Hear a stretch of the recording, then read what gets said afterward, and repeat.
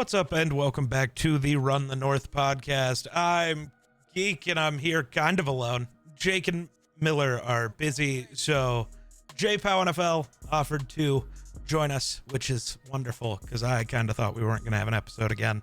So this is much better. How you doing? It's been a minute since you've been on.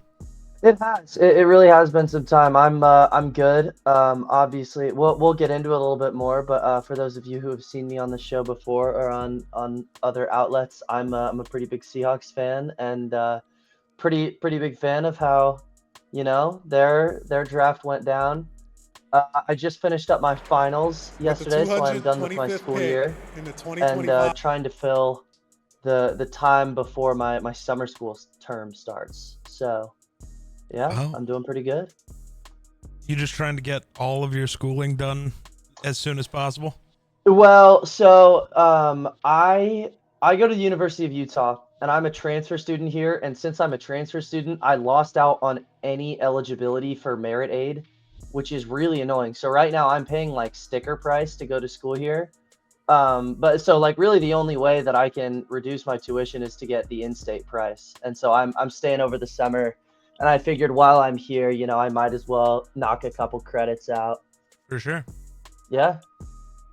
Well, all right. I guess we should start by talking about your favorite team. First pick was Gray Zabel, which I'm very happy about. I mocked him to Seattle literally every mock draft the entire year. Yeah, I mean, it just makes too much sense. Like, a lot of people, honestly, including myself, were like trying to get cute with it. But I mean, Zabel, in my opinion, was my favorite interior offensive lineman in the class.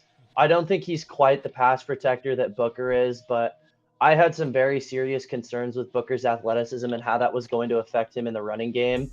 And with Zabel, it's just the total opposite, right? He played tackle for his entire time at North Dakota State.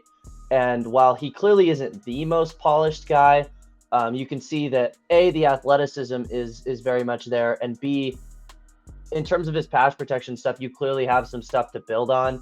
It'll be interesting to see the transition to guard from like basically playing tackle his entire tenure. But yeah, I mean, this was right around where he was supposed to go, and it filled a need and is a total scheme fit for Seattle. So like, kind of covers all your bases there. For sure. It was funny because my comp for him was interesting. He reminded me of Notre Dame Zach Martin, not Okay. NFL Hall of Famer, Right? Yeah. coming out of college, same Yes. Yeah. guy. Just their profile is very similar. That was Yeah. fun. I hope Zabel actually works out to be that guy. I do too, man. Believe it or not. Oh, I'm sure you do. What did you think of the Emanwari pick, though?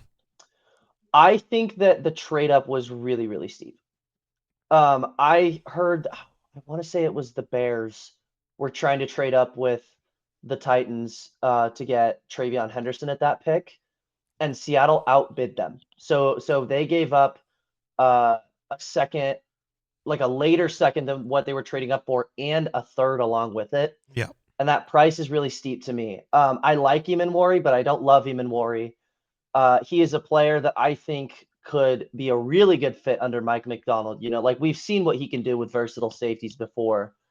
But I mean, I just don't trust the instincts right now with Emanwari, man. Like I really think that if he is good in his if he's good at all in his rookie year, that would be a pleasant surprise to me because he just right now clearly doesn't have the mental side of things figured out. He doesn't fill his gaps well as a box safety. He doesn't take good angles to a ball carrier. He doesn't necessarily have the best coverage instincts. And obviously the big thing with him is his all-star athleticism, which is fair. It does pop on tape, but it's a very major project to be taking that early. And so, I like the fit. I like the player, but I just think it was, given the price of the trade up, I think he was overdrafted a little bit. Yeah. I was kind of surprised he fell out of the first round entirely because of the athletic traits. I think the traits got him overhyped entirely. Yeah. I I don't know, but I was also much lower on Emanwari than a lot of people were. I was much higher on Arroyo than most people were, so that I was was cool. too. Yes. I really liked Arroyo. That pick was super exciting to me, especially because there's a pretty big question mark in the future of Seattle's tight end room, right? Like Fant is on an extension right now, but hasn't really put up enough production to make you think that he is like a franchise piece to the team.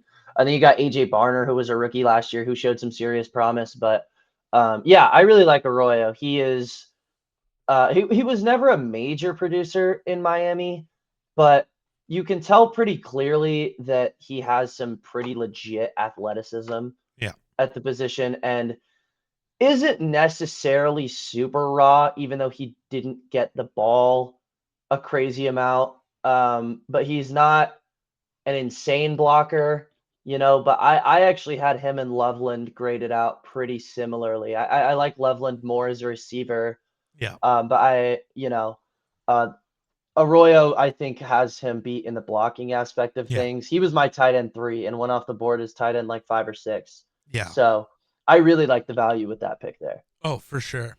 He reminds me a lot of Noah Fant, like coming out of college. Yeah. I mean, I can see it a little bit. I think Fant, in terms of his receiving aspect, has a lot more of like a yards after catch aspect to him than Yeah. Arroyo does. But yes, in terms of their like athletic profiles, I think that's a pretty good comparison. Yeah. And then obviously the pick you were most excited for. Oh man. I feel like I think I talked with Miller about this, but I felt like I was like the ringleader on Twitter for Jalen Milroe hype, dude. I Yeah. got a couple bangers off of just absolutely cheesing him. And what do you know?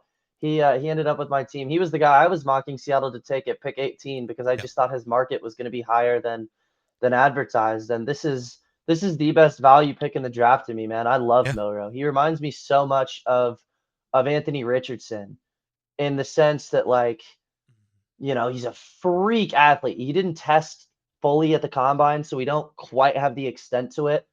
But we saw when Richardson tested, he scored a 10 on Yeah. the RAS, and I think Milroe would have been similar. Like at his Mm. pro day, he ran a 40-yard dash in the 4.3s. Yeah. He doesn't quite have the same height as Richardson, but he's clearly a very built player, a big arm.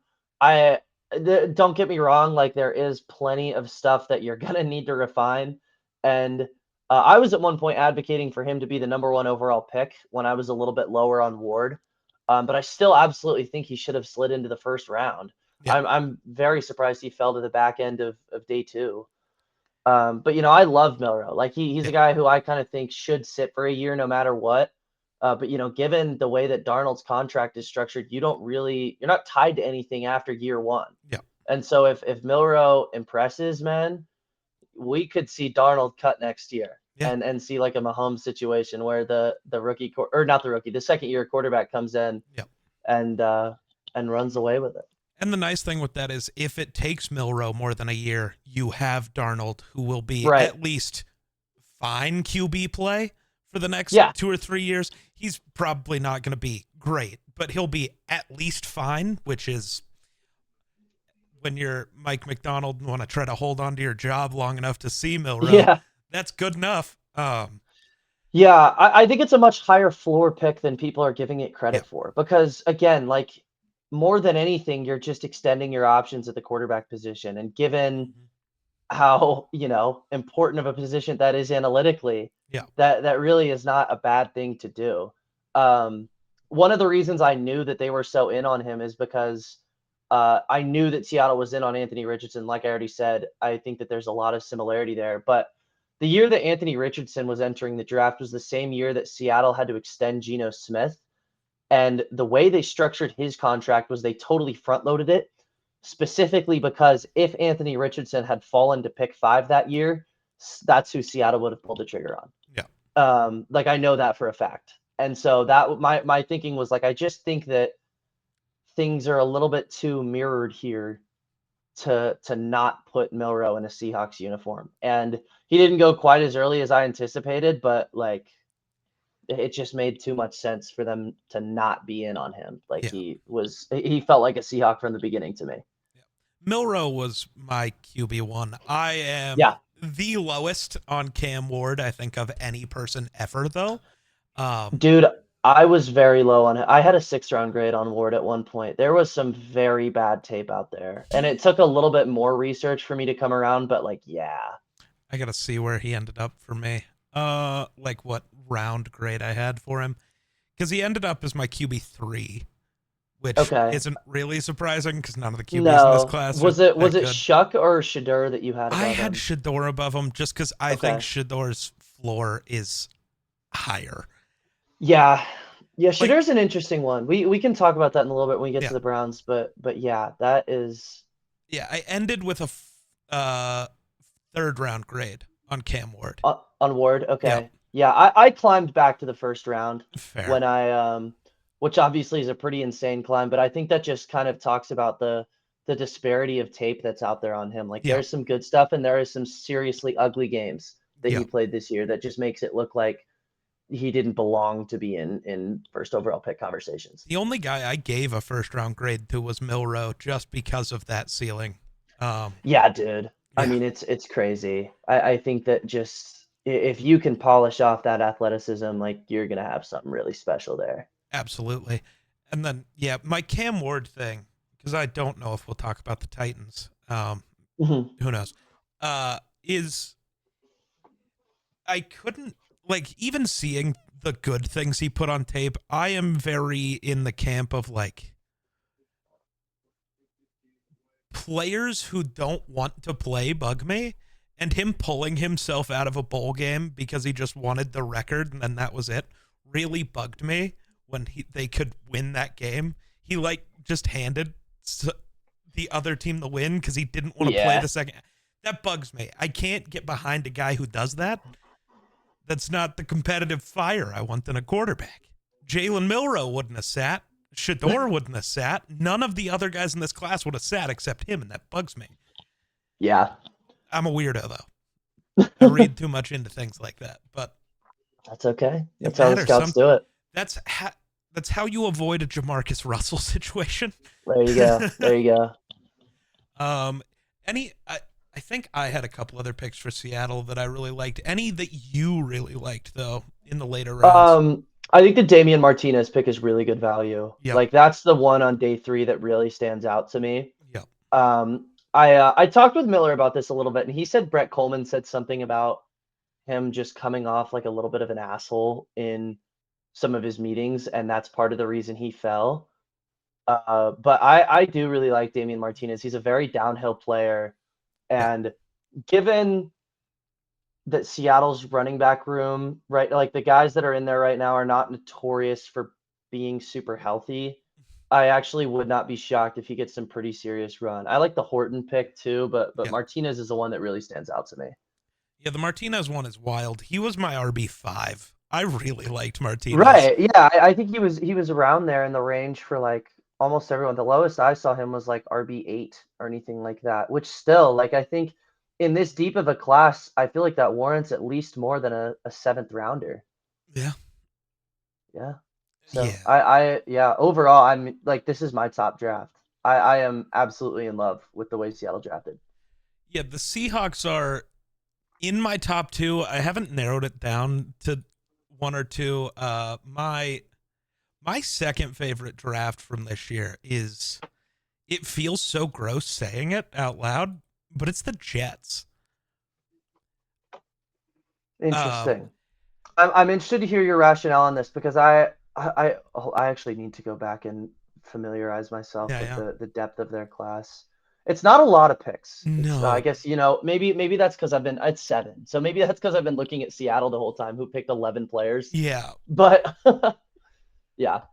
I'll let you talk about him first. Okay. And then I think adding Membu is fine. I was lower on Membu than most people. The upside is very much there. There's just things that worried me. Mason Taylor, I think, ended up as my tight end 4. He ended up as my tight end 5 right behind Arroyo.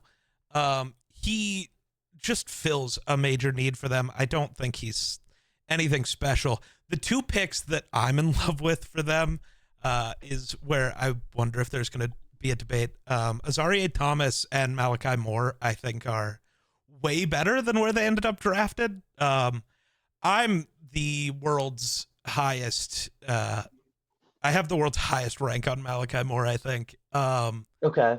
He is my Ivan Pace of this year, the player I looked at and was just like, oh, he's way too low on everybody's boards. He's incredible. Yeah. And Yeah. will I be right? Who knows? But I think he's incredible. He reminded me too much of Cam Bynum, I think, is part of my issue. He just was Cam Bynum again. And then Azareye'h is just Xavier Rhodes. He seems to be too slow, but actually on the field, he's really not. And his technique in press coverage is so good that it won't matter most of the time. Or he'll just suck. Those are the options, but it's more fun to believe in the upside of a guy.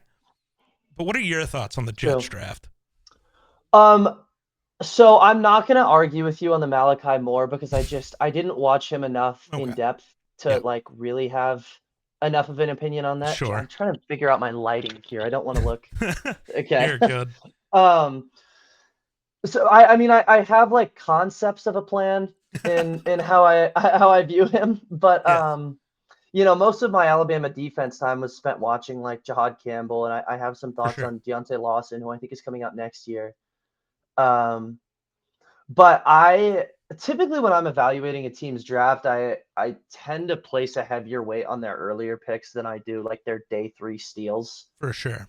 Which, you know, if you're that high on Malachi Moore, then fair enough. But I think Membo and Taylor were both reaches at their spot. Like Membo to me was more of like a late first round guy. Yeah. I did not love him. I think he clearly is very fast and climbs super well. And I understand that the Jets needed a right tackle as opposed to just a tackle. And of the top tackle prospects, Membo was the only one who was getting serious run out there. Yeah. But it's still like I just don't think the value is good to me. Tyler Warren was the guy that I was mocking there this whole process. And I understand that they have a hole at right tackle, but with Justin Fields, I think I would rather leave that open and go with a better player on my board. And so I just didn't have a high enough grade on Membo to justify the 7th overall pick. And then Taylor did come in as my tight end 4. But early second round is a little rich to me because I think that he's a good blocker. Like he's probably the second best blocking tight end in this class behind Warren to me. Yeah. But I think he is a fine receiver. And that combination of skill sets in like the front half or the top third of the second round is a little much to me. Like I much rather would have gone Arroyo. I could hear out Terrence Ferguson going above him, but that's a coin flip to me. I had like a much later second round grade on Taylor. Like I think he should have been picked right smack dab in the middle of day 2. Yeah.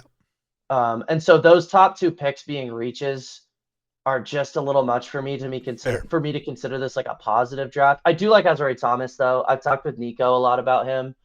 I think he's a really good man corner. Yeah. And that obviously is what the Jets like to do. And when you have Sauce Gardner on the other side of you, that's a fantastic player to just to put on the other side of the field because you can run a ton of man coverage and feel really comfortable about that. Yep. Yeah. My entire reason for grading them so high is I have first round grades on Azareye'h and Malachi. So it's like, to me, they got two first round talent guys. Steals, right? So, yeah. Okay. That's why to me, and I know nobody else is that high on Malachi Moore, and that's okay. There's always a guy every year that I just see and it's like, oh, he's gonna be something. And so far, that's worked out. We'll see if it continues to, but yeah, I fell in love with Malachi and was very upset because the Jets picked like 4 spots in front of Minnesota and I wanted Malachi so bad. They did it twice. They picked just before us and took Azareye'h and then just before us and took Malachi, and I was so upset.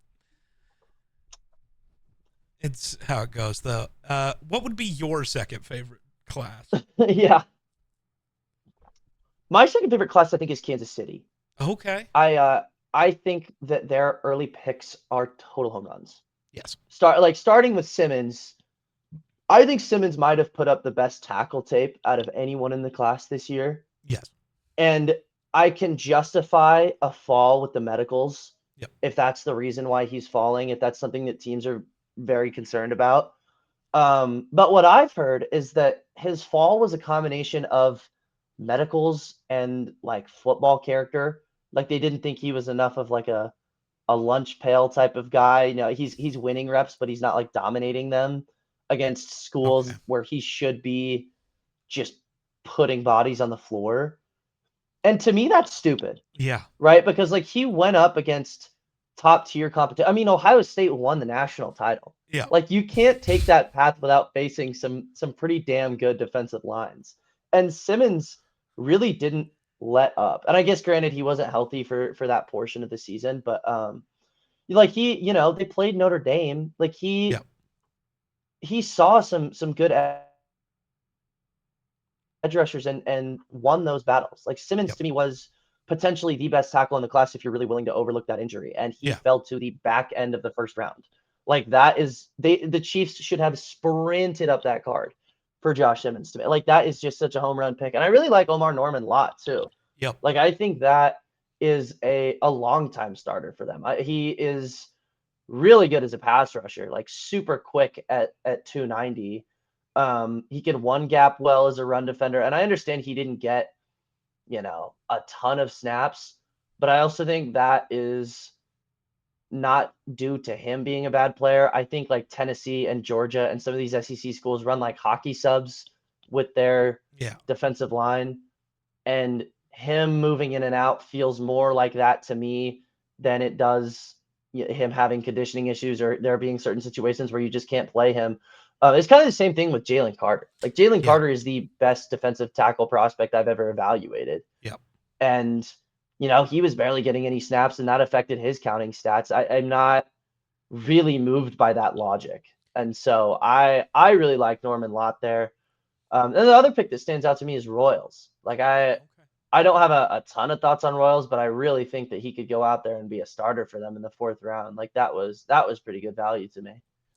Yeah, I also like the Noel Williams pick. One of the last guys I watched because Miller was very high on him, so I needed to see what was going on. But I like that as a late day 2 pick. Right. I don't know anything about Ashton Jalote. I don't know how to say his name. I don't either. But I mean, yeah, their top 2 picks are incredible, which is again probably what's most important. Speaking of Ohio State offensive linemen that went in the 1st round, though, I have to ask your thoughts on the Vikings draft. They had the least amount of picks of probably any team, but you know, I'm really not a fan, if I'm going to be honest. Okay. I'm sorry. And I can debate you on this because I'm sure you have more thoughts on their draft than I do. Sure. But I wasn't a Donovan Jackson guy. Like really? he actually was, in terms of just pure tape, he was my 3rd favorite guy on that Ohio State offensive line. Interesting. Who was your second? Simmons obviously was number 1, and then number 2 was Seth McLaughlin, who was the top undrafted free agent available, who I really only think fell because of medical stuff. Yeah. Right? Because he's an old guy. Like he's 24, 25. Like he is not a young prospect and is coming off an Achilles tear. Yeah. And I look at his tape and I really just don't think there's any way that GMs could see that and think like that's a UDFA talent. Like he had to have fallen due to really bad medicals to me. But yeah, I didn't like Jackson. The thing with me about offensive linemen is I value polish a lot more than I value athleticism. Okay. And I know that other people look at it different. And if you look at it the opposite way, I can totally see why you would be really in on Jackson. Because the biggest thing with me is like, I don't think he's necessarily guaranteed to be a guard. Like I think that's where he fits best, but you can slide him on the left and right side pretty easily. And he put up plenty of tackle tape at Ohio State. Like I think he truly can play all 5 positions. And that's something that's big with me. Um, and, Jackson obviously is really fast, but I didn't love his anchor. Sure. And there was plenty of other stuff with him where I just am like, I don't know that I can justify a first round grade on him. Sure. I'm just not that I'm not quite there with him. And I'll let you give your thoughts on him because I know you watched him too. But Yeah. yeah, but mainly between the quantity of picks and the first, like the really only super high capital you had being a little bit of a reach in my eyes. Sure. I'm not in love with the Vikings draft. Yeah, that's fair. I am. So I had a second round grade on him. I also think it was a bit of a reach, but I Yeah. also, to a degree, understand that they had to.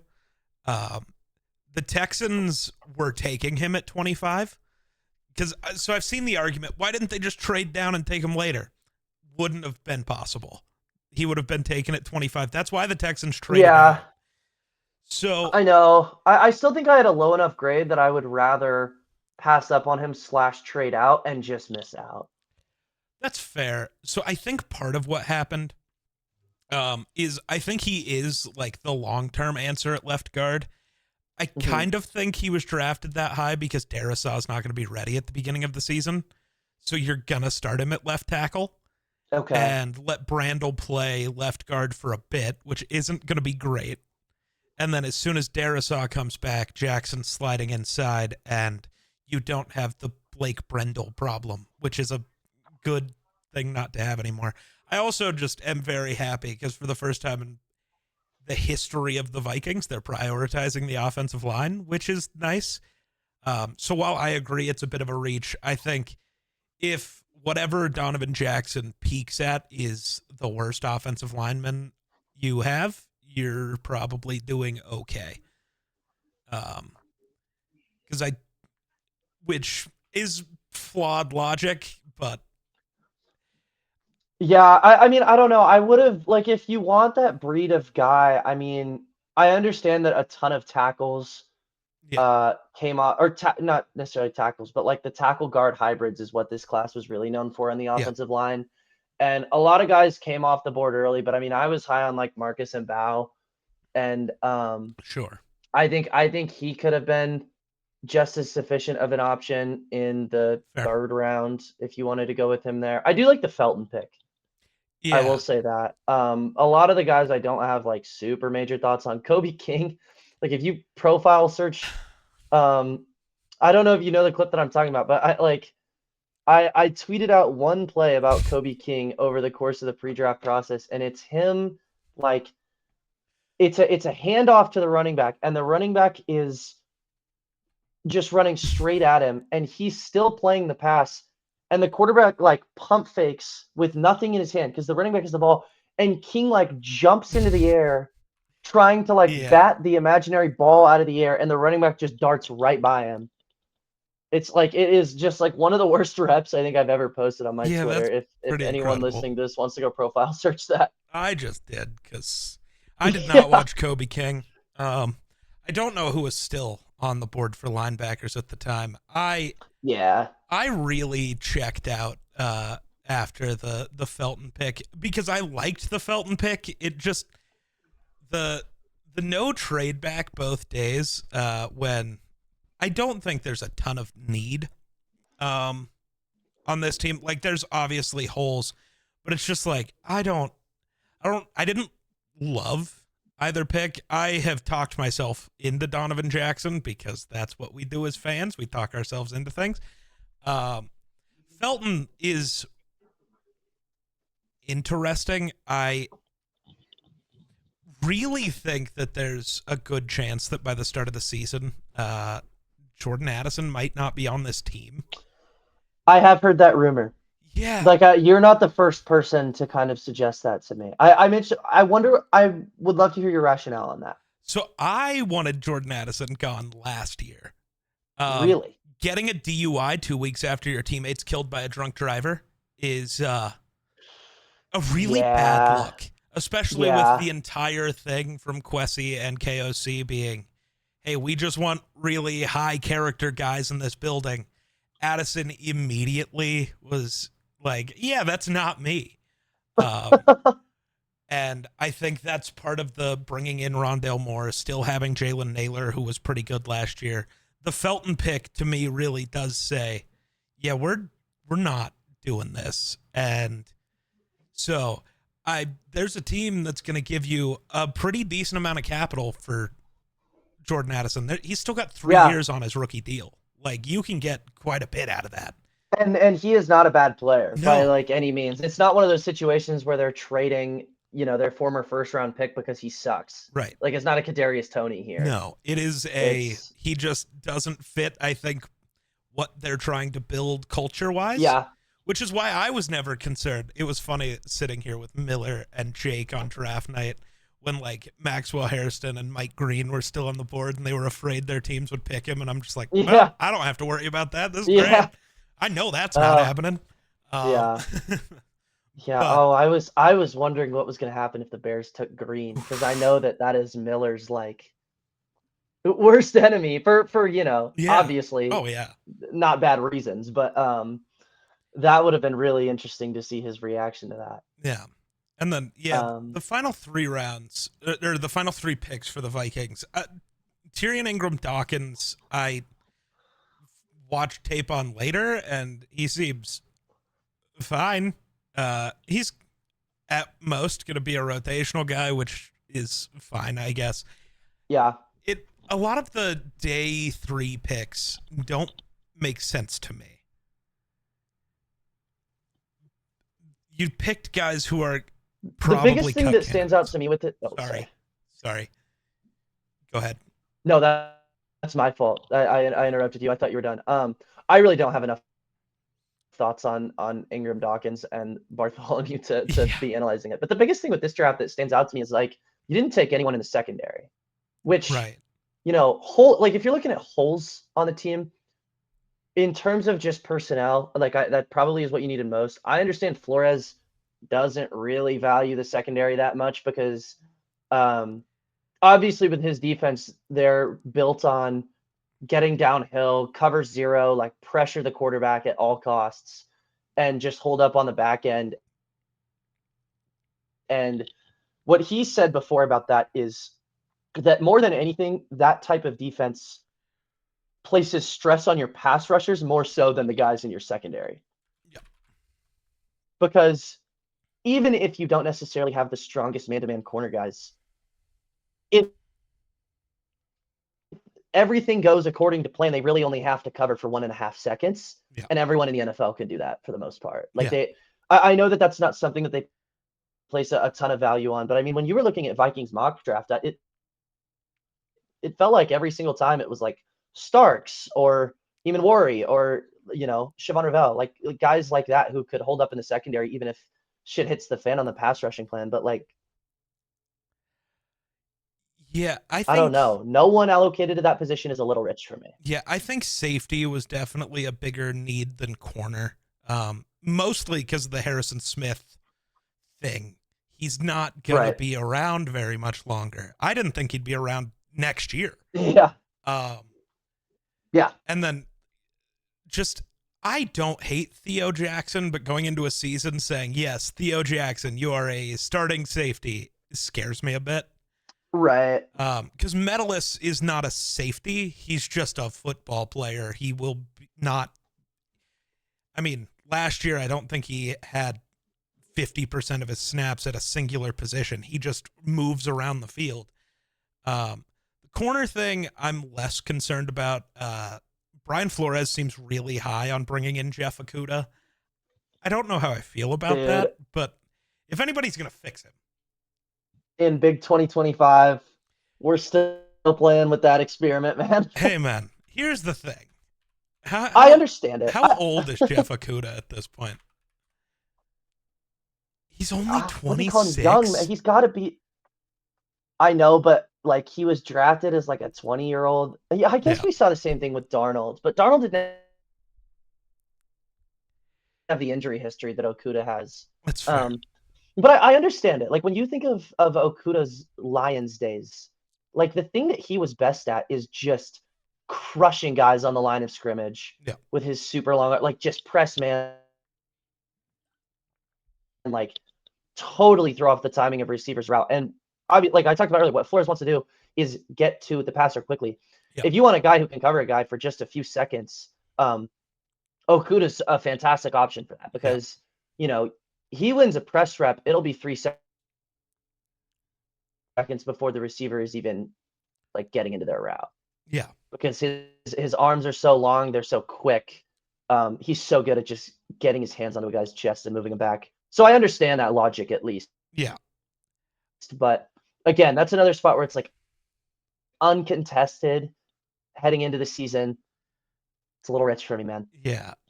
Luckily, corner is a place where they don't have any great players. I mean, okay, Byron Murphy, whatever you want to say, he's going to just be a nickel anyways. But like your outside corners, they just have a lot of dudes. I am still really high on Mekhi Blackman. He was great his rookie year. And then you're just hoping somebody out of Ambry Thomas, Jeff Okudah, and Isaiah Rodgers can be good. I really hope they're still planning to add a corner in free agency. Asante Samuel Jr. would be sick. Oh, I didn't know he was still in the market. Yeah. Apparently his agent has been pushing for Minnesota, but Minnesota hasn't shown the same level of interest, which confuses me. Yeah. But yeah, my biggest thing with their draft is they took guys who their final 3 picks are all guys who are gonna be cut candidates. When you had, I mean, if you would have taken a corner, they probably would still be a cut candidate also, but at least it would make sense. You know, they're fighting for a roster spot at a position where they will see the field at some point. Right. Ingram Dawkins is currently our eighth defensive lineman listed. Like, he's not going to make the team. Yeah. That's interesting. The process isn't great there. Yeah, I mean, the other trend with them over the past few years or so, like they're just taking a very small number of players. Like last year, it cost them capital to trade up for Dallas Turner, and a lot of times, if you see teams like trade up one year and make very few picks, the following year they're like trading back. Yeah. And kind of evening that out. And the Vikings aren't really doing that. They're kind of doing the opposite here. So luckily they go back to normal next year, and their entire plan has been the comp formula. They're going to get 3 comp picks next year. So next year they have like 11 picks going into the draft. There you go. So it just took 2 years for that to balance out. Mostly because they traded up for JJ. And then they traded up twice because they traded back into the first round early with the Texans, like weeks before the draft. Right. And then traded up again to go get Dallas Turner. I think the original plan was they wanted that second first-round pick to guarantee a trade up for a QB if the board fell weird. Yeah. No, I do remember thinking that, where it's like if they needed to move up to 6, 2 first-rounders is a little bit more appealing than like the first and second and fifth and whatever it was that they gave up.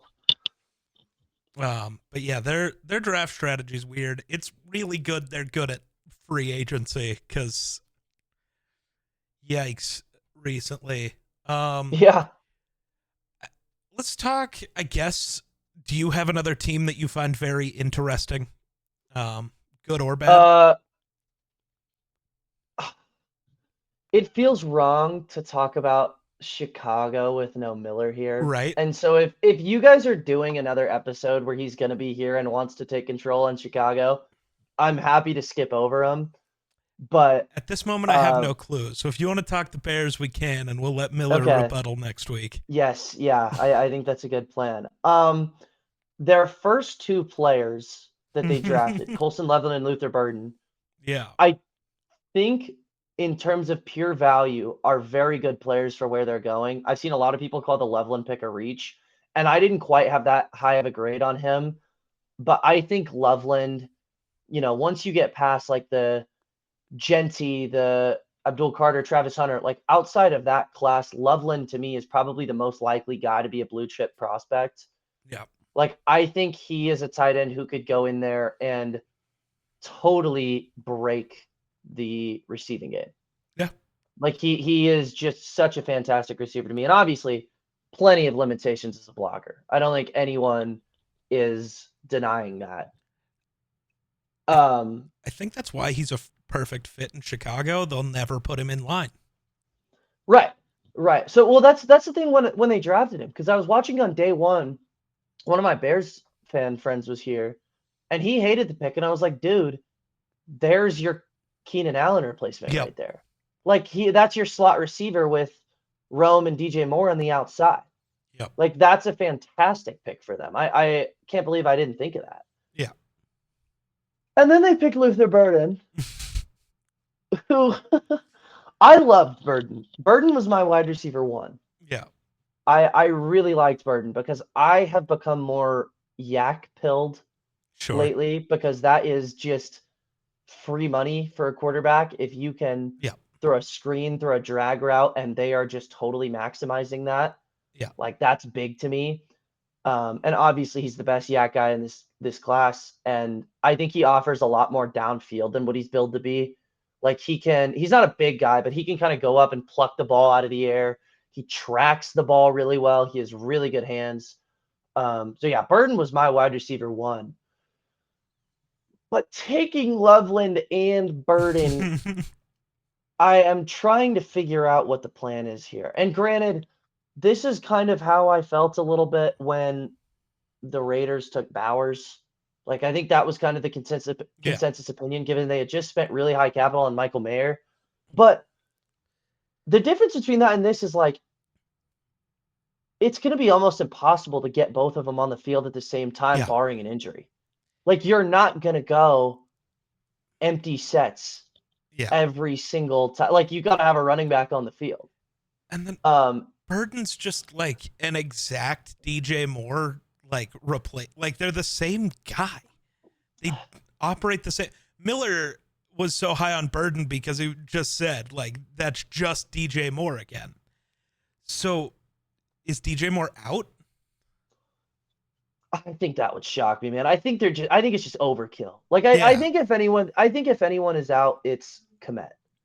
Because Moore to me is too good to get the boot. Right. Rome was too good of a prospect and is too young to get the boot. You can't play without a running back.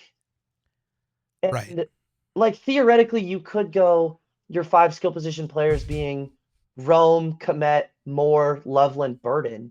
But like how many snaps are you going to be able to get without a running back on the field?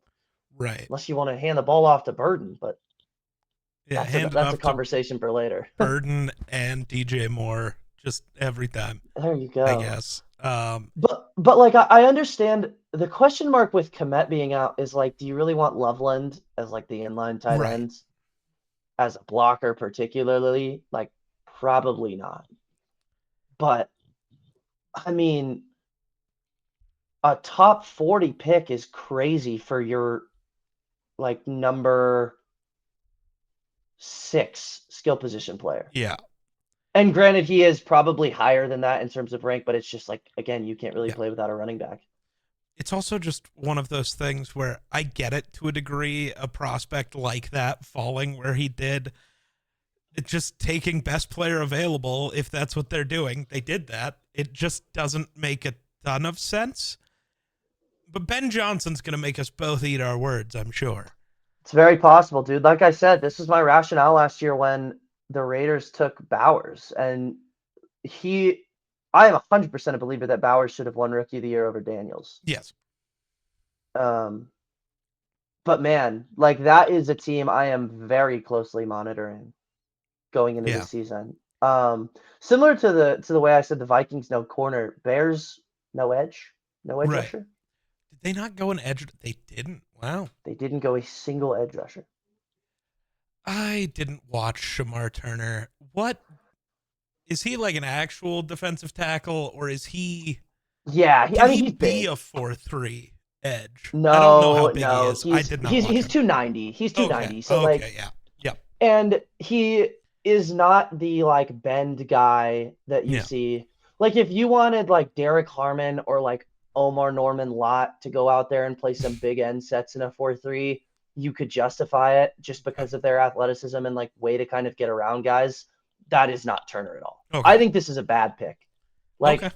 Turner's a fine run defender, but I think the juice that he's offering you in the pass rush is so low that, you know, I can't justify a second round They pick on that. have to be high on Booker then, right? They have to be like Miller high on Booker.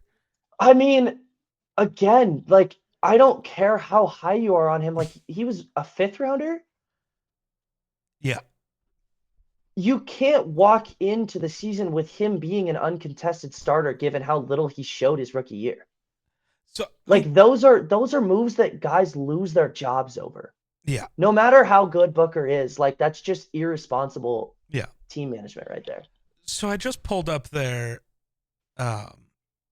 depth chart currently. Turner's listed as a D end for them. Austin Booker is listed not as a starter, not as a backup. He's a 3rd stringer. Their starting defensive ends are Montez Sweat and Deo Odenigbo, which is a choice. Yeah, man. I mean, like they've made it very clear that their priority on the defense is the back 7. Yeah. Which is fine, but there's still like edge. I don't know if you're much of a positional value believer. And edge is like the 3rd highest positional value, but like spot to go, and they walked away without a single body to put in that room. Yeah. Like that's bad. Yeah, that's not great. Well, I guess they think they're putting Shamar Turner in that room. So that would really suck to me. Interesting choices. Yeah. I totally forgot. The Cowboys had a weirdly good draft for the Cowboys. At least according to most of the internet. What are your thoughts on at least their top 4 guys? See, I disagree with that. Oh. I understand that some of their players are really good. Like the Ezeraku pick is fantastic value. And realistically, I think my headset might be about to die. Oh. I'm gonna talk with you while I try and get this plugged in. But yeah, I'm just gonna have this cord dangling from me for the rest of the episode. Do. Of course. I love the Ezeraku pick. That is fantastic value to me. I really like the Siobhan Ravel pick. Yeah. Too. I'm trying to figure out how he fits in to that defense, but a really good player to be getting in the 3rd round. Like his tape speaks above 3rd round to me. Mm-hmm. Booker going that high is a little rich for me, especially over any skill position player on the offense. Like that to me is seriously what they needed to hammer in this draft. Like I would have been totally fine with them taking Bird in there, even though he fell to the 2nd round. If you wanted to go Gold in there, if you wanted to go Ibuka, I didn't even have necessarily that high of grades on those 2 players. But like if you walked away with them at pick 12, I would have liked it more than I like Booker here, because I understand they need guard, and Booker to me is like the best pass protector in the class, and prioritizing that is fine. I think he is going to be a total negative as a run blocker. Okay. Like I can't remember who I talked about this with. I think it was Patrick who I talked about this with. He reminds me a lot of Osiris Torrance as a prospect. Yeah. Where like great tape in the SEC, fantastic pass blocker, but just so incredibly slow. Like I'm very speed pilled with my interior offensive linemen. And just Booker tested so slowly and looks so slow on tape. Like that totally eliminates any kind of wide zone running you can do. I think that you can get away with inside zone, but a lot of people treat it as just like, that's fine, they'll run gap. Like, even if you're doing that, he is not fast enough to be used as a puller. Like every single time when you're running gap, he needs to be a down blocker. Yeah. that at pick 12 is really bad value to me. And I don't love that Jaden Blue is the highest selected skill position player they walked away with. They walked away with 2 day 3 running backs and not a single other pass catcher. See, I was impressed just with Jerry for the first time in history, just taking good players instead of just going after skill positions because they're skill positions. Because, like, in my head, they were going to go, like, Hampton round 1, end up with a receiver round 2, and still have a below average O-line, and their secondary was going to struggle, and they weren't going to have an edge rusher outside of Parsons. Team building wise, I think they helped themselves a little more. I'm also very out currently on the, like, you need 12 great receivers or even 2 great receivers. We just watched the Bills be the best offense in football with guys who would be wide receiver 3 on, like, every other team. Right. My thing with that more is that it's not the top end talent that matters at the receiving position as much as the depth. Fair. And right now, like, the wide receiver 2 for the Cowboys is not someone that would start for the Bills. For sure. Like, the Bills have, they don't have a CD. They don't have anything close to a CD. But Shakir, Keon Coleman, like, there's plenty of guys in that room who are good studs. Yeah. Yeah. You don't have that right now in Dallas. That's fair. I think the other thing they're thinking of is it's much easier to just go sign a receiver who's fine than signing anybody else who's fine. That's my assumption with how they're doing things. Not saying that's good or bad, but yeah, I mean, if they make some more free agent, I don't even remember who. I know Cooper, I think, is still available at receiver. But he was bad last year. Like, I don't know. We'll see. Like, I agree. Like, they did get some good players as Zaraku and Ravel. I think their day 2 was really solid. Yeah. But Booker in the first round is a little rich for me. Oh, there's the available button.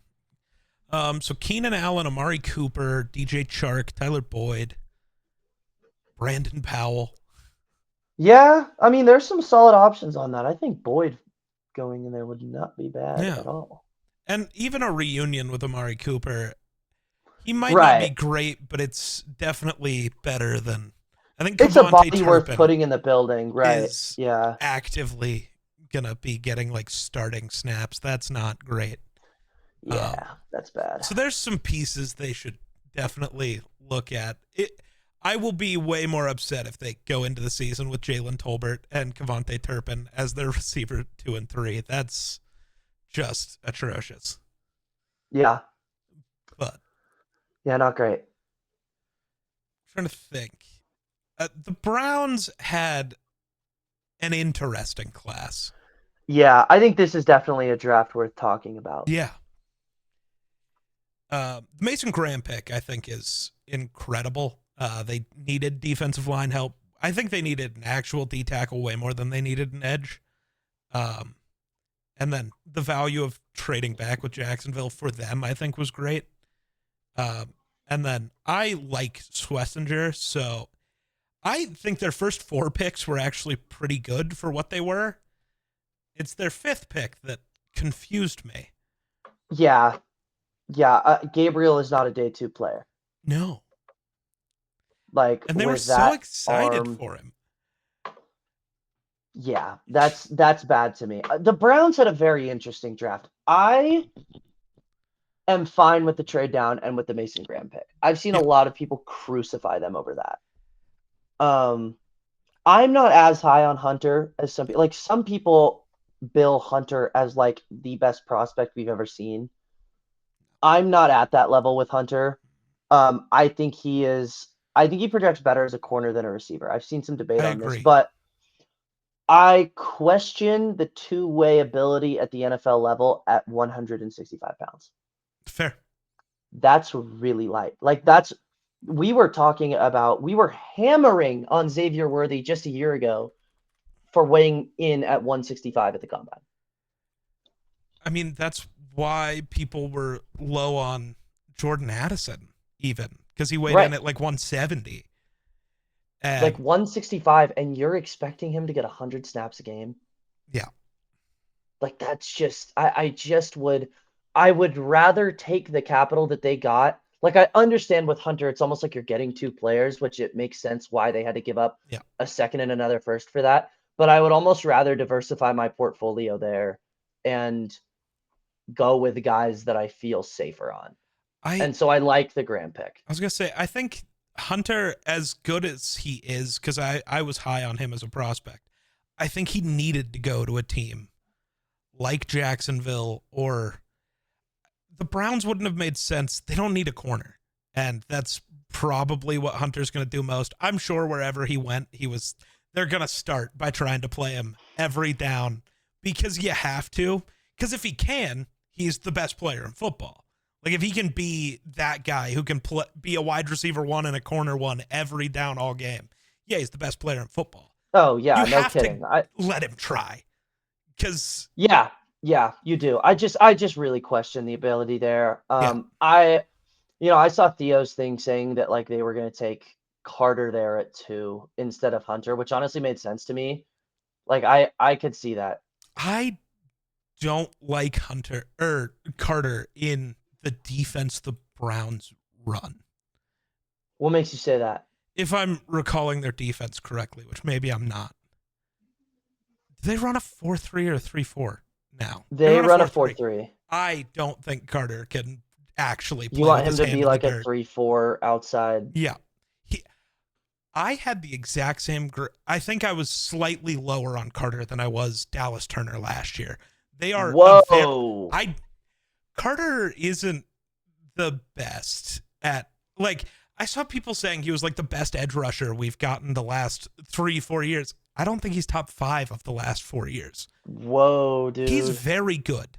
You and Miller both, Yeah. dude. Jeez, Run the North is a very anti-Carter. Except for Jake. Group. Jake thinks he's the greatest prospect ever walked Jake's the earth. in? But that's Okay, because okay. Jake's a Penn State fan. So his opinion doesn't count. But yeah, I was, and that's not even saying I was low on him. I think Carter was my 4th player on my big board. Let me check. Sorry, you no, were that he was high on Dallas Turner? yeah. Jeez, dude, I was extremely low on Turner. Interesting. But also, I was very low. I had Turner as my edge 3 last year. I was that high. I'm lower on this class in general than a lot of And people. last year, I guess, yeah, last year was Law definitely. 2, and then Turner. Yeah, I did like Law too. That's very interesting to me. I really like Carter. Fair. I did not like Turner. I think the thing with the Browns though is like they're so pass rush pilled. Yes. And I like we talked about that a little bit with Brian Flores, but they do it in very different ways. Like the Browns are not rushing 6 quite as often as the Vikings are. They're playing a lot of man coverage. They're playing a lot of cover 1, cover 2. Yep. And rushing 4. But the main thing that they love sim pressures. They love sim pressures. And I don't think there's a better player in this class at that than Mason Graham. Yeah. Like he is an awesome fit here, especially alongside Garrett, dude. Like that's the looping between him and Garrett, dude, is going to just be special. Like I totally understand the fit here with Graham. I don't think he is a good enough player to totally justify the 5th overall pick, but I think with Cleveland, like he makes a ton of sense. Yeah. Yeah, I think I thought the entire time that they should go Hunter or they should just go Graham. Like I said, I was in on Abdul Carter to the Giants because he fits their scheme a little better. And then the Giants are going to be a good team entirely because they have maybe the best defensive line in football, which is nuts. Yeah, dude. That's pretty crazy. That's nuts. Like just the death lineup they've got out of the starting 4. Yeah. And then even now they have Kayvon Thibodeau coming off the bench. Right. Like, if that is your third edge rusher on your team, you're doing pretty good. I You're know doing good. he hasn't lived up to like the draft hype, but again, as a third edge, there's not a big problem there. I think adding Schlesinger to that linebacker room is going to be great for them. Yeah, I agree. I like Schlesinger there. I think the Judkins pick was bad. You're not high on Judkins. I'm not high on Judkins. I think Judkins is a EA college football merchant. I think that about Travion. Really? Yeah, dude. I see so many more like top end traits with Travion that I find more translatable. I think Travion's faster. I think Travion, the vision with Travion is not quite there as much, but he's a fantastic pass blocker and pass catcher. I feel more comfortable with Travion in a 3-down role than I do with Judkins. The 36th overall pick in the draft for Judkins is really rich for me. Yeah, that's fair. And I think Shedeur is I think had there not been owner intervention, Shedeur would have gone undrafted. I think that's my insane. Conspiracy here. But you're right, but that's insane. Yeah. Well, I mean, it's a situation like NFL GMs are not moving guys down a half round grade over character concerns. Like that matters to them more than most people think, dude. I think Shedeur was crossed off of every team's board. I think crossing him off your board because he interviewed poorly, but still having Mike Green or Maxwell Hairston on your board means you don't give a shit about character concerns. So the thing I talked with my roommate about this today, actually, like character concerns in a GM's mind, more than anything, are like, how is your character going to impact us winning games? And while Green and Hairston are a lot more obviously morally bankrupt than Shedeur. Yeah. Like I don't think anyone's debating that. It's not something that I see affecting a locker room as much as Shedeur going out there and like publicly bashing teammates. Yeah. That's fair. So that's what, like, with GMs looking at character concerns, I think that's more of like where it comes into play. Fair. But yeah, I had a like late first round grade on Shedeur in terms of just tape. A mid second round grade on him. Okay. Just because I didn't think he could get to like that good on the high end. I think right. That's fair. He's very accurate. Like he's never gonna be a awful quarterback. I mean, yeah, he takes sacks. A lot of guys do, especially now. It feels like, because you're just hoping to make a play all the time. But right, it's so weird because them taking Dylan Gabriel and then it obviously was somebody telling them they had to take Shedeur. He was the only guy they didn't look like they wanted to take. Yeah, they did not look very jazzed in that draft room. Which is tough because he's gonna win the starting job. I don't know if I agree with that. Really? I think it would be Pickett, if I had to guess. If Kenny Pickett wins that job, fire all of them. Everyone on that staff. Dude, I mean, with Shedeur, like, I honestly surprised myself when I put a first round grade on Shedeur. I went into this draft process thinking there is just no way that I will. Yeah. The thing that you usually see with first round quarterbacks is they are either super athletic or super polished or some kind of mix of both. Yeah. And with Shedeur, you have none of that. Yeah. And like, he's not a very good athlete. He's not someone you can step in week one and expect them to be a positive player just because of how bad the pocket presence is. Yeah. But my thing, like you said, like he's super accurate. And my thing with him, like, he is the best prospect I've ever seen at like intermediate layering throws where he puts it over a defender and in front of a receiver where it's like going in between a certain kind of threshold between two defenders. Like I've never seen anyone hit those like him. And those are very pro level throws. Like those are very Stafford Stroud-esque throws that like you see those high level quarterbacks make. And my thing with Shedeur, it's like, I don't want him starting year one. because the pocket presence really is honestly worse than people make it out to Yeah. be. Because the Colorado offensive line, yeah, it was terrible. It was really bad. And it was so bad that Shedeur would be in panic mode the second the ball touched his hands on the Yeah. snap. Like he was not comfortable playing in structure, just it looked like a lack of trust thing to me.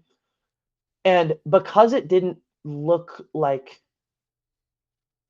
a lack of instincts per se, that was something I kind of felt was fixable. Yeah. And if you're able to develop him as like a good pocket passer, I think that's very possible. But I think the most efficient way to do that is sitting him year one. Fair. I don't know. The fact that he fell as far as he did still drives me a little insane. Yeah. Like I get that part of it, the talking, especially about the offensive line, whether it's true or not, is bad. And like you said, with the pocket presence, it wasn't even like Caleb, his final year at USC, because Caleb's offensive line was just as bad at USC that final year. But Caleb at least tried to still be a QB. Right. Like there was clearly an effort there. Yeah. But I just, Shedeur, you're right. He probably should sit. I thought the Giants late would be where he ended up. And then they took Jackson Dart, which is, we got to talk about that class. We got to talk about that. Yeah. But because at least with the Giants, it makes sense to sit him. I don't think Kenny Pickett is an NFL quarterback, but I never did. So I've always been low on Pickett, and I just keep being proved right. Yeah. So I mean, betting against that entire class is just something that I think is gonna. Yeah. Yeah. The only guy I even kind of wanted to see out of that class was Matt Corral, which is unfortunate. Yeah. But yeah, I am not as low on the Judkins pick. But he just felt to me like the better of the two Ohio State running backs. Travion is just so DeAndre Swift. I can't get over That's that. fair. Honestly, I don't think that's a bad comp. And I feel like Judkins, I didn't have like a super high grade on him either. But it just feels like Henderson absolutely has like the higher end traits. The vision is just so bad it scares me. Yeah. And then Fannin going as late as he did to a team where he gets to not have to be a blocker and just gets to be a receiving threat, I think is actually really good for him. I tried to be high on Fannin, man. I really did. And I just am not. That's fair. He was my tight end 6. Ooh, okay. Yeah, I don't know. I think that the fullback allegations, like I at first was like, that just doesn't make any sense. But I think they are very legitimately true. Like Okay. I have never seen a prospect run uglier routes than Harold. In terms of like there's stuff that he does right at his routes, but like asking him to break into a dig over the middle, like the change of direction is like a car turning, dude. Like it's just not sharp at all. And he looks like when he runs, dude, he looks like someone who has never played a sport in their life. Yeah. Like he looks incredibly uncoordinated when he's running. And there is a lot to like about him. I think the hands are very natural. He's a big catch radius. He's a very smart guy after the catch. Like there's some speed. I know he tested really poorly speed-wise at the combine, which given how light he weighed in at is really concerning to me. Yeah. But I think there is some game speed there. And so there's stuff about Fannin to like. I am interested to see what the role here is. I don't think he is a 12 personnel guy next to Njoku, but I could be wrong. I view him more as ending up as a true receiver than. See, I hate his route running too much to be doing that. That's like fair. that's the thing with Fannin. It's like I honestly think like a Kyle Juszczyk type of career path is very possible for Fannin. Like I could block. Yeah, it's bad, man. Yeah. Like, yeah. Yeah, I didn't love I tried to make myself high on Fannin, and they overdrafted him a little bit still, in my opinion. Okay, fair enough. I guess we got to talk about the Giants. Yeah, I figured it was about that time. Carter's a good pick. Yeah, Actually, yeah. overall, I think they had a really good draft. Outside of the one I do thing they did. too. I do too. I think it's so interesting to evaluate because I think almost all of their picks are positive, and then they probably had the worst pick in the draft. Yeah. Yep. Like, what an insane dilemma they've got going on with. Even all the way down, like Thomas Fidone. I didn't watch Corey Black, so I can't say anything about that. But Thomas Fidone, I actually did watch because I kept seeing people comp him to TJ Hawkinson coming out of college. And that's very accurate. He was actually the guy I wanted the Vikings to take because I knew they were taking a tight end. Like even Fidone felt like a good pick. Scatterbo in the 4th round is great. Darius Alexander at where they got him is perfect. Marcus Mbao falling to the 5th round is a little insane to me. I agree. I was expecting 2nd or 3rd round with him. I think that's a really good pick. But then Jackson Dart. Yeah, man. What are your thoughts on Jackson Dart, the player? Jackson Dart, the player, obviously he's not a 1st round guy, but the main thing that's talked about with him is like the Ole Miss offense is a terrible translation to the NFL, which is true, but the main guy that I've seen him compared to is Corral, and I don't think it's quite as bad now as it was in the Corral era. Okay. Like, I think there's a lot more throwing over the middle stuff that they incorporate in their offense. And I think he's forced it. Like, dude, Corral, it was like almost entirely RPOs. Yeah. Which I don't, it's not true with Dart. Like, I think that I'm not saying it's a good offense to be coming from. Yeah. It's not pro style by any means, but it's definitely more translatable than what Corral was going through. Yeah. Dart, I think, has a fine arm.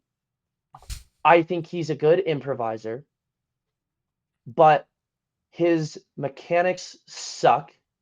Yeah. Like, his feet are terrible, and it gives him like just total spray chart accuracy. Like, he is not an accurate quarterback at all right now, which is something fixable. Like, Jalen Milroe is not an accurate quarterback, and we hyped him up as our QB1. Yeah.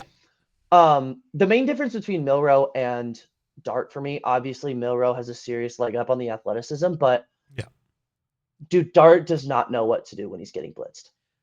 Yeah. Like, he just doesn't know how to handle it. Like, his feet are bad. He doesn't make good decisions. He's not accurate when he's under pressure because he's consistently throwing off a really bad base. And, he's throwing off a bad base when he's not under pressure too. Yeah. He gets panicky in clean pockets. Like, I just don't like the odds of him being a pocket passer, which is fine. You don't need to be a pocket passer, but I don't think he's quite toolsy enough to be a guy to rely on his athleticism to where it's like, it's fine if he's not a pocket passer. Yeah. Like, that has to take a serious leap if he's going to be the Giants franchise quarterback. And with where they're drafting him, like, that's the expectation. Yeah. I'm very intrigued at which of us was lower on him. What grade did you have on Dart? 7th round. Okay. So round grade, you were lower. I have him with the exact same grade as Dylan Gabriel, though. Interesting. Yeah. I did not like anything about Dart. And yes, the offense is slightly better now at Ole Miss. I still think Corral was a better prospect. I honestly, like, that was like my first year of like scouting, and I wasn't watching all 22. I was watching broadcast angle stuff, and I didn't know what I was looking. Yeah, that's fair. At. And so, I don't have a good enough opinion on Corral to like really be comparing the two. That's fair. I always forget that I'm older than like everybody I talk to. Dude, I started later than a bunch of other people too. Like, this was this was my third draft where I like actually scouted everything out. Yeah. Because I don't count the Corral year, which Yeah. at this point was 4 years ago. That's nuts. It is, dude. Isn't that crazy? Oh, I don't like it. But yeah, No. I was higher on Corral. I didn't think there was a single first round quarterback in that class, but Corral was the Yeah. only guy that I was like, take Corral and then Malik Willis. It's like, take a flyer. He's got so Brett, much potential. Again, I was he's a the Ritter guy. I couldn't get behind it. I couldn't Interesting. see it. I wanted him to be good because I loved Yeah. that entire Cincinnati team. I just Yeah, that's like they were pretty similar to the Boise State team this year. Like they were just easy to root for yeah. as like a group of five. Um but yeah, I trading up to go get Dart confused me. I thought it was Shador when they traded back up. I was so sold. Or that it would be Milrow just because you want the 5th year and this is the perfect spot to sit a guy for quite a while. Because you have Russ and Jameis. What a QB room that is. Yeah, no kidding. You got the guy without a snap count, the short guy, and the Jameis.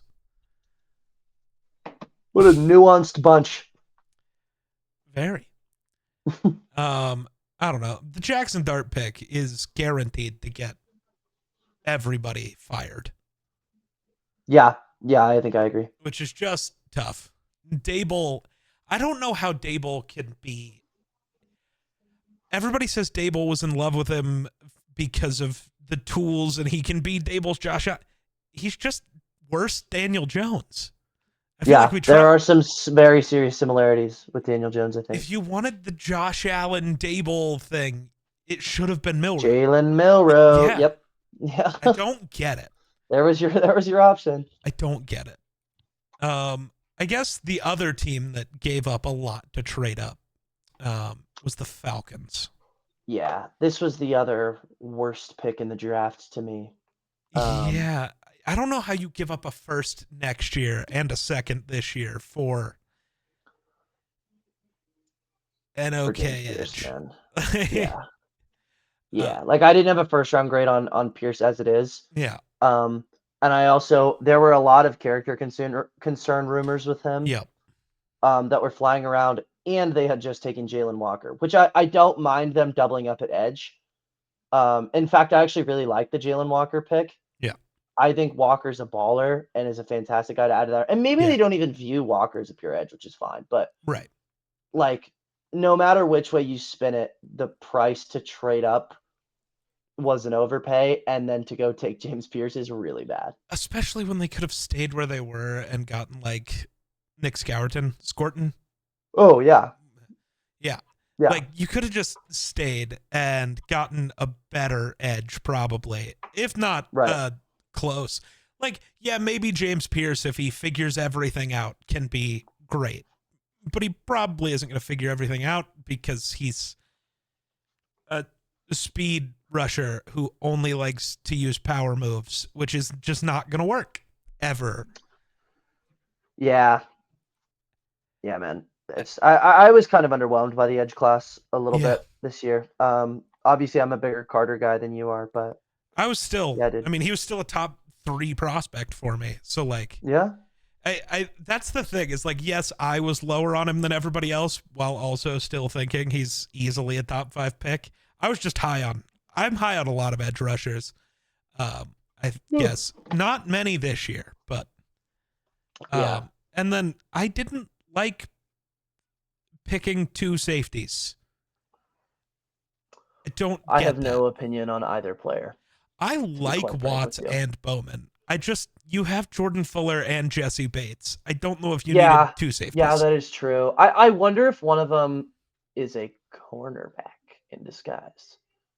Xavier Watts could be interesting. I don't know if Bowman could do that. I didn't watch either of these guys, so I don't have any. Okay. Fair enough. Yeah, I don't have any thoughts on them. That's fair. Yeah, I don't know. The Falcons doing the weirdest things every year is just insane. Yeah, dude, what is up with that? Like they are a consistently strangely drafting team. And it's probably just going to work out again because football's stupid. And everybody clowned the Penix pick, and then it turned out Cousins sucked, and Penix was good, and they were fine. So, Jury's still out with me on Penix, man. I'll fair. yeah, like Cousins sucking doesn't make that pick good to me. That's fair.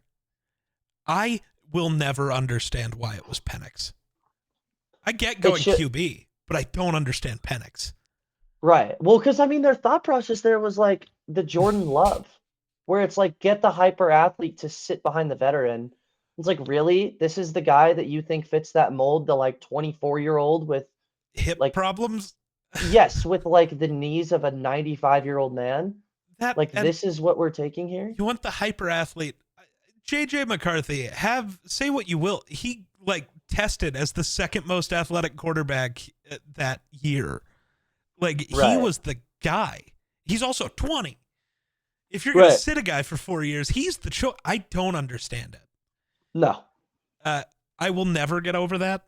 Like, I was also I had like a third round grade on Penix. Made no sense. I got a 4th round grade on him. Yeah. Fair. Yeah. The Falcons certainly draft players. That's for sure. I don't know. You got other drafts the Raiders. Oh yeah, they did kind of knock it out of the park. Yeah, they had a pretty good draft. Obviously Genty is Genty. Yeah, dude, I'm gonna be cheering hard for the Raiders this year The because Las I mean, Vegas they Seahawks. just have well that and I'm a Boise kid, man. Yeah, that's Like, true. I forgot about that. yeah, I lived in Boise almost my entire life. Yeah. Like yeah, dude. So I have that Genty pick is near and dear to my heart. Yeah. I love the Genty pick. I think the Besh pick to add a second real receiver to that room is good. Right, you need one. Yeah. You need another guy in there. I think the third round flyer on Charles Grant is good. Yeah, Tonka Hemingway is also somebody I'm really intrigued by. I think there's a real chance the Raiders are good next year. oh, I think I would bet on them making the playoffs. It's weird because that division's so good. Yeah, But like it's hard to see a world where they don't. yeah, yeah. I agree. I also like the JJ Pegues pick. Okay. Yeah. I think that was really good value at 309. I think he offered some really nice movement skills, and Yeah. like that kind of athleticism should not be falling to the 6th round. No. I really liked that pick. The Darian Porter pick too, I also think is good. Okay. I didn't watch Porter. I liked Porter. I've seen some really good breakdown. I don't know if you know who Ted. I don't know how to say his last name. It's like Ngaigan or something like that. I know him. Or they know there's it's like Nugent is I think how you pronounce it. Okay. Like it's like NGY, whatever. He called Porter the next Richard Sherman, which is Okay. a little rich for me, but Porter plays the ball really well out of the air. Really good zone player, good frame. Like, yeah, I like Porter there. Okay. I think another really good class. Thoughts on the Panthers? Let me So they got pull them Tet, up Nick and look at Scorton, the whole. Princely, a really weird running back choice. Yeah, no kidding. Yeah, that one's not great. I actually like the Panthers draft. Now that I had to Yeah. look at it real quick because I couldn't remember the full depth of everything. But Tet at the 8th pick, I didn't love as much as some other people. I just didn't have that high of a grade on him. I had Okay. like a mid to late 1st round grade on him, and I understand like just throw everything at Bryce Young. Like that's kind of what they've been doing ever since his rookie year, where he just inherited the worst situation, right? Like they totally went and revamped that offensive line the offseason prior and went out and got Leggett. Now they're still investing in their big body receivers here in Tet McMillan. And I like McMillan, but I don't love McMillan, and I think pick 8 is just not necessarily the best value for him. Sure. The Scorden and Princely picks I like. Yeah. That's a situation, unlike the Falcons, where I don't really mind them doubling down at edge. Yeah. Because again, you need both spots, and I think both of these are very solid options to fill that. And then I actually really like the Jimmy Horn pick. Yeah. Like, I think he could be a total baller from the slot. Yeah.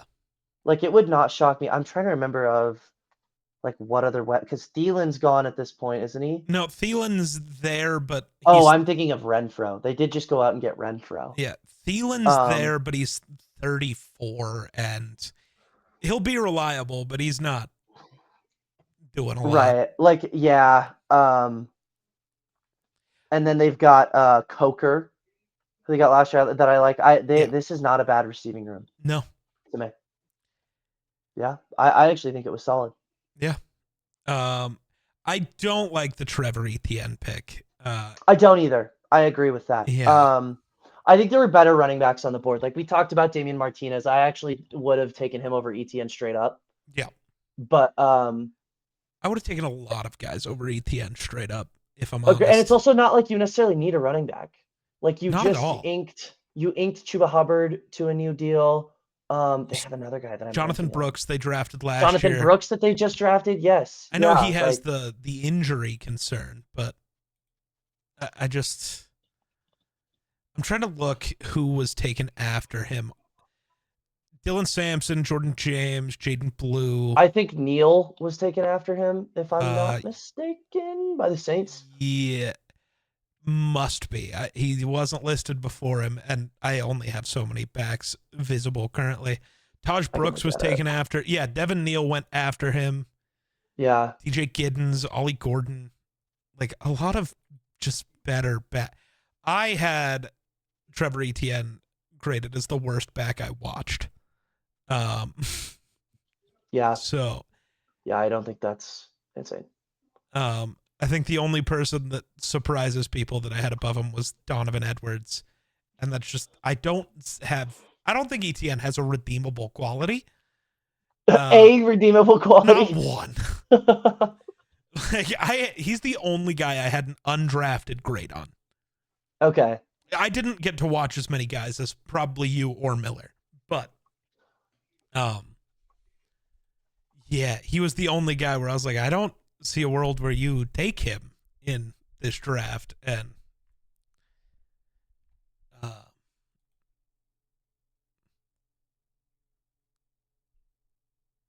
you muted yourself on StreamYard. Yeah, I something happened with my monitor. Like it just disconnected from my computer, and that my mic is actually plugged into my monitor adapter. So yeah. Okay. Yes, we're back. Sick. Yeah, that I really did not like the Etienne pick there. Yeah. Yeah, neither did I. I think. So, do you know? Did Will Johnson fall just because of the injury? I think mainly. I think mainly. I know that there were long speed concerns, but that to me, I don't totally buy because, like how many systems are you seeing guys like flip their hips and consistently get downfield? Right. In like tight man coverage. Not very many.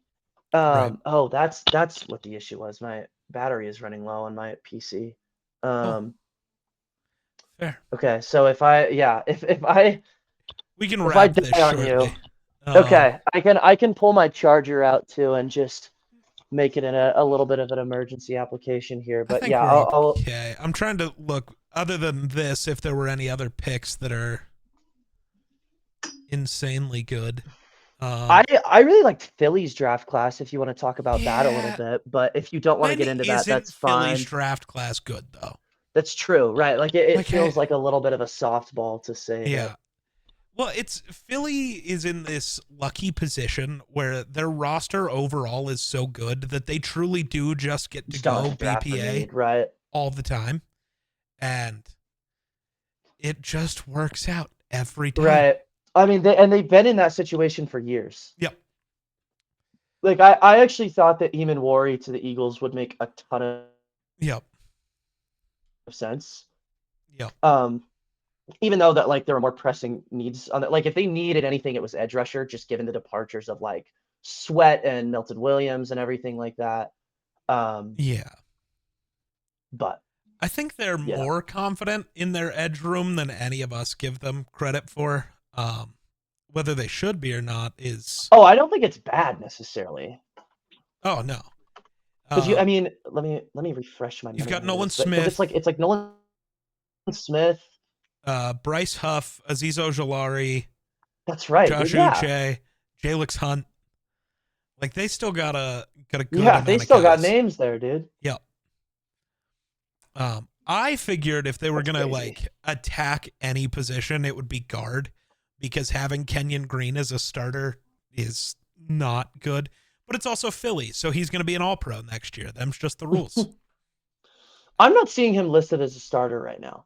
Oh, where are you looking? Well, I'm just on ESPN, I guess. But... I'm on Our Lads. Okay.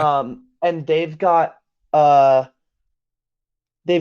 Dickerson and Tyler Steen there. Okay. So. Okay. I mean, that would be better. I mean, except for it's the Eagles. Whoever they start on the O-line is going to be good, and it's going to be annoying.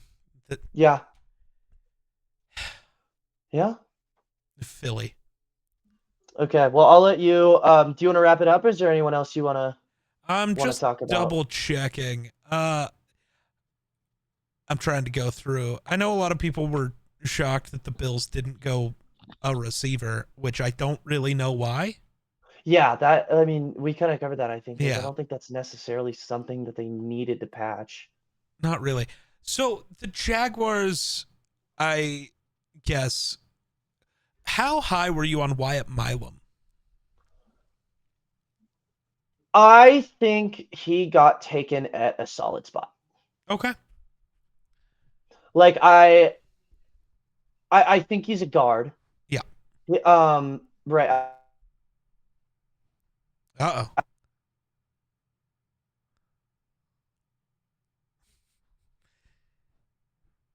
You muted yourself on StreamYard again. There we go. Oh. Yeah, there we go. Here's the exact same thing. I don't know what's going down. Like the exact same thing as last time. That might be a sign. I'll talk about. I think that is, but we can call it. Like Milam to me is definitely a guard. But he is very powerful. Yeah. I think he's a fine pass protector. I don't know that he's extremely fast, but which obviously, like I talked about, I think I value in a guard quite a bit. But yeah, I definitely don't think that was a bad pick, especially because like I'm trying to remember who their guards were last year. They let Scherf go and they retained Ezra Cleveland, so they still had a hole at that spot. And I do kind of expect him to win that starting role. Yeah, we'll see. So, who do you think overall had the worst class? Is I think how I want to end this one. I'll let you answer that first. Ooh. And then I don't really have a take on this right now. Really? Okay. Yeah, I feel like I should. I think I gotta say it was the Titans. Interesting. I am very low on Cam Ward, and I think even if he's good as a team, they're still going to be so bad that they're in a position for next year's quarterback class, which from everything I've heard is miles better than this one. So sticking yourself with a QB when you're going to be in position to possibly just get a better one next year anyways, when you could have taken, whether it's Hunter, Carter, Mason Graham, Genty, somebody who's an actual blue chip prospect to set up whatever QB you get in the future. And then I just, outside of like Kevin Winston, I'm not really sure I like any of their other picks. Yeah, I like Elik Ayamanor. Yeah. I actually really feel confident in saying that Seattle was going to take him because they traded up for him and they leapfrogged Seattle by one pick. Yeah. And he makes a ton of sense for Seattle. And then as soon as he went off the board, Seattle traded back. Who did I have? What did I have for Yamanar? I liked him.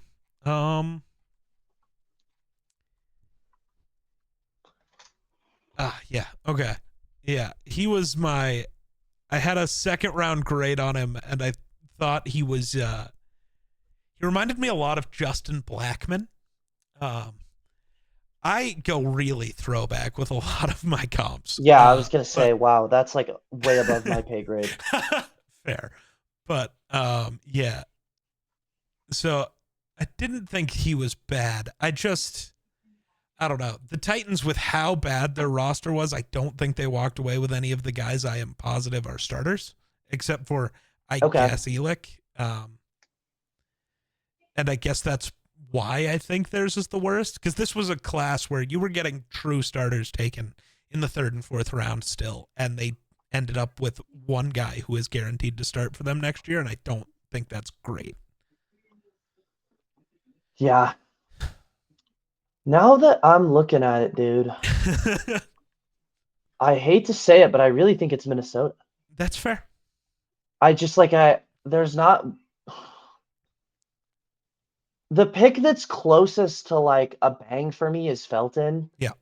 And again, like we talked about earlier, so I won't be redundant, but like that's something that you have to see Addison get traded for to actually see if like that's going to blossom or not. Yeah. Because if he just comes into the season and Addison's still there, I'm not sure he plays. Yeah. So, yeah, I get it. The Vikings really are banking a lot on Donovan Jackson is really good for this class to work out. It's not a bet I'd be willing to make. Fair. I have to be confident just because I've seen how bad our guards have been for years. So I feel like it can't be worse. Yeah. That's what I got to give it. But yeah. All right. Well, thank you so much for coming on, talking about the draft. Thank you for having me, man. It's been too long. It has been. Hopefully next time everybody else will also be here. But I do appreciate you filling in. I did not know what to do for an episode this week, so I do appreciate you. Yeah, it was almost you and Patrick. That was the move, but Patrick was a little busy tonight. Yeah. But yeah, thank you so much. Make sure everybody out there go follow JPow on Twitter and everywhere else. I'll have that linked below. And yeah, I don't got anything else to say. So thanks for watching. We'll catch you. That's my outro. I don't do this. Jake runs this thing. I just talk about football. That's my YouTube outro. I don't know how to outro this. So bye. Yeah.